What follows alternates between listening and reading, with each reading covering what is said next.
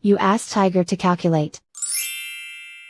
This deals with linear inequalities with one unknown.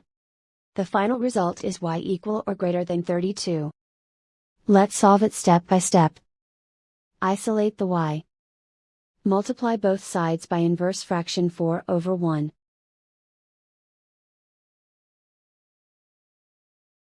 Group like terms.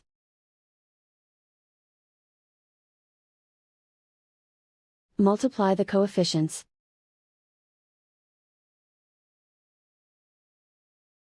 Simplify the fraction.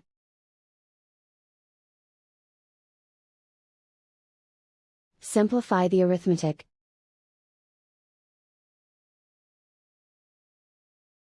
Plot the solution on a coordinate grid.